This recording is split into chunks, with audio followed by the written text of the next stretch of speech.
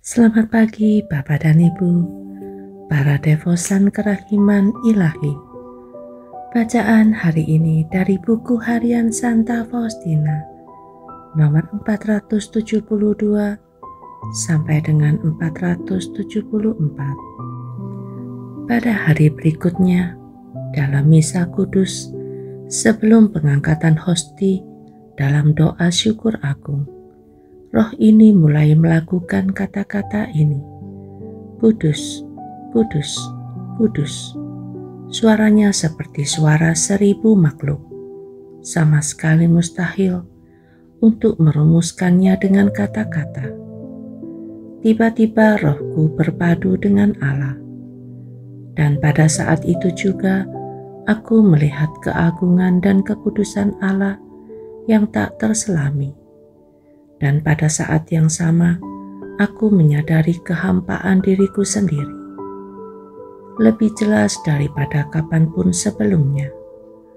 Aku mengenal ketiga pribadi ilahi, Bapa, Putra, dan Roh Kudus. Tetapi keberadaan mereka, sifat mereka, dan keagungan mereka adalah satu. Jiwaku bersatu dengan ketiga pribadi ini. Tetapi aku tidak tahu bagaimana mengungkapkannya dengan kata-kata. Namun jiwaku memahaminya dengan baik. Barang siapa bersatu dengan satu dari ketiga pribadi ilahi, ia bersatu dengan seluruh Tritunggal Maha Kudus. Karena keesaan ini tidak terpisahkan. Penglihatan ini, atau lebih tepat, pemahaman ini, memenuhi jiwaku dengan kebahagiaan yang tak terbayangkan, sebab Allah sedemikian besar. Apa yang kulukiskan tidak dapat kulihat dengan mata indrawi, seperti pada kesempatan-kesempatan sebelumnya. Tetapi murni secara batin, murni secara rohani, sama sekali bebas dari indera. Peristiwa ini berlangsung sampai akhir misa kudus.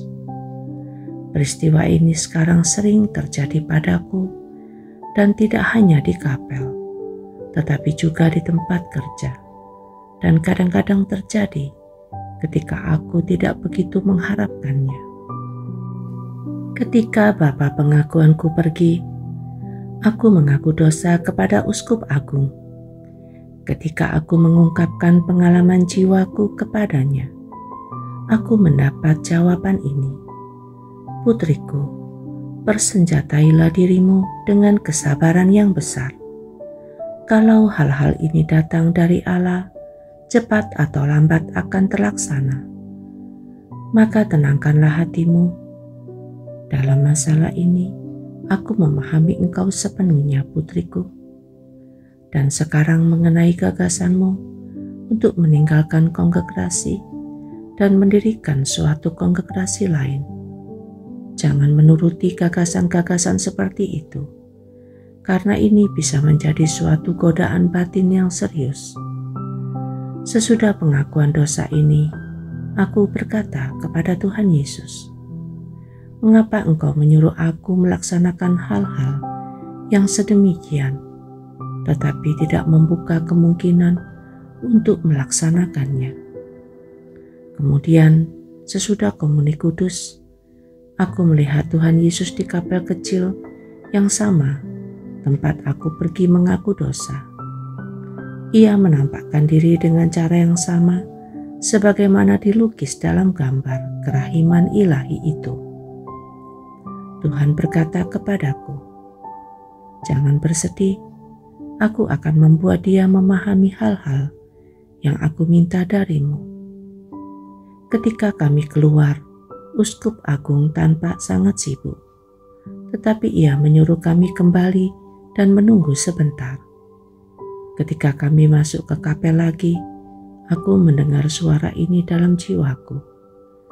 "Beritahukanlah kepadanya apa yang telah engkau lihat di kapel ini."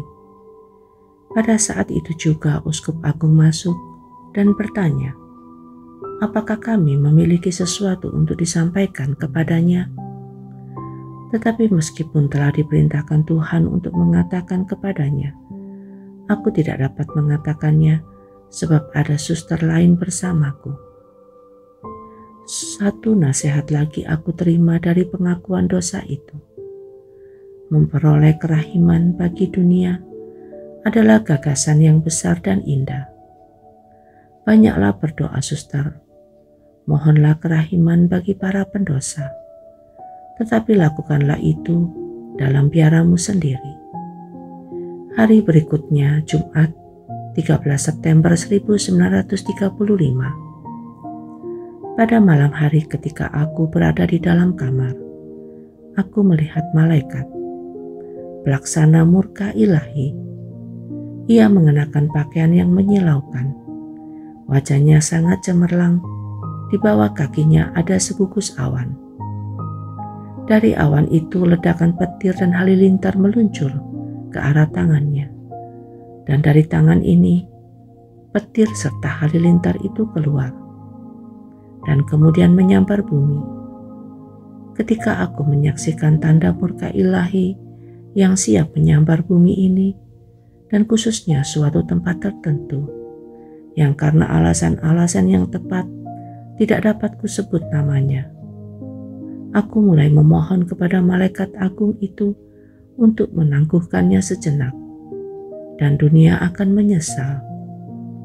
Tetapi permohonanku hampir tak ada artinya terhadap murka ilahi. Sesaat kemudian aku melihat Tritunggal yang Maha Kudus.